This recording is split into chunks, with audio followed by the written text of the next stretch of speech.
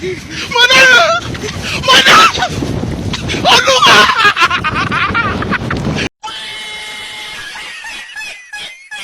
A few moments later.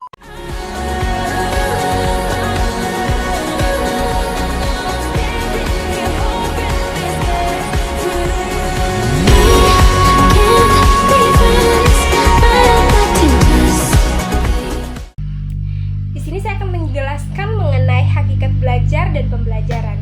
Belajar adalah proses perubahan yang relatif, permanen dalam perilaku atau potensi perilaku seseorang sebagai hasil dari pengalaman atau latihan. Perubahan ini dapat berupa peningkatan pengetahuan, keterampilan, sikap, kebiasaan, dan kecakapan yang bisa diamati atau dirasakan.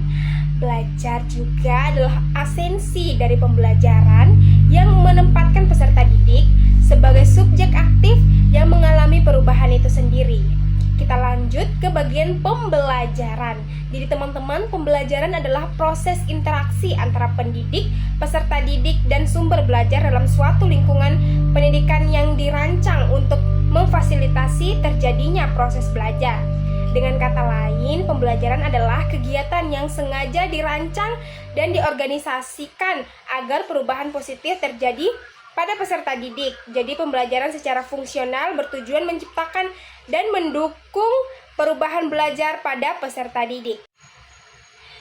Selanjutnya ada prinsip-prinsip belajar. Di sini saya akan menjelaskan juga mengenai prinsip-prinsip belajar. Jadi teman-teman, prinsip belajar itu berfungsi sebagai landasan berpikir dan sumber motivasi agar proses belajar dan pembelajaran berjalan efektif.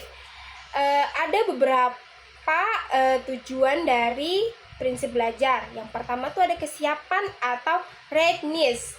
Jadi peserta didik harus dalam kondisi fisik dan psikologis siap untuk belajar agar proses belajar efektif.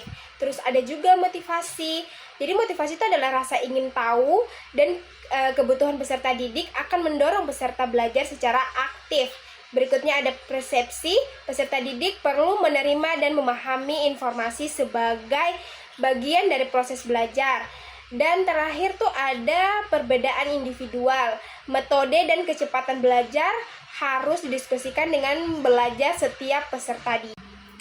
Baik, selanjutnya ada teori-teori yang mendasari belajar dan pembelajaran.